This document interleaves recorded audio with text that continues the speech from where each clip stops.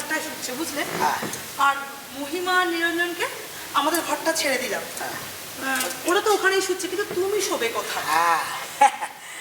আমি কোথায় শোব? হ্যাঁ গো। মানে আমাকে কি শোয়ানো একান্তই দরকার অনু? মস্করা করবার সময় হচ্ছে ওই ভাড়ার ঘরে যে বেঞ্চিটা আছে না, ওখান থেকে ওই হাঁড়ি কুড়িগুলো সব নামাবার ব্যবস্থা করছি জানো। ওটার ওপর একটু পুরু করে বিছানা করে দেবো, তুমি শুয়ে আরাম পাবে বুঝলে। সেই বেঞ্চিটা? হ্যাঁ গো। ওই নিরঞ্জন না এলে যেভাবে মানে এবারে শুতে নিয়েছিলেন? হ্যাঁ একদম ঠিক ধরেছো। আমার যেখান থেকে পড়ে গেছে। হ্যাঁ। না, আমি শুতে পারবো না। কেন? তাজ্জব করে বেঞ্চিতে কি শোয়া যায় না? রেলগাড়িতে তাহলে মানুষ শুয়ে শুয়ে যায় কি করে শুনি? প্রাণ হাতে করে, দিনের পর দিন রাতের পর রাত আমি প্রাণ হাতে করে শুতে পারবো না। তার চেয়ে একটা কাজ করো না অন্য, আমি না মাটিতে শোবো। তুমি বেশ তো, হ্যাঁ। তাহলে তোমার জন্য বরং ওই স্নানের ঘরেই বিছানাটা পেতে দিই।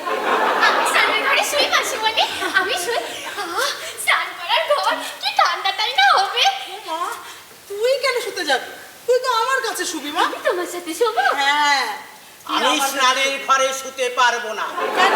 জলটা খারাপ, টপ টপ করে জল পড়ে।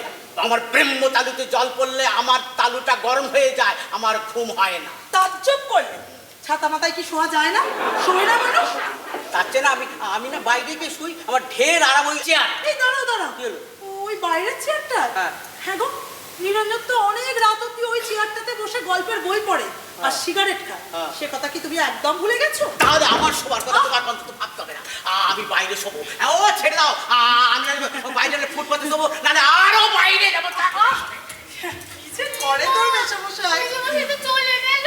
মজা মজা, ওরকম ওরকম করে মানুষজন আসলে। তুই জানিস না তোর মেশামশাই যে কি খুশি হন। কোথায় তোরা শুবি, কি খাবি?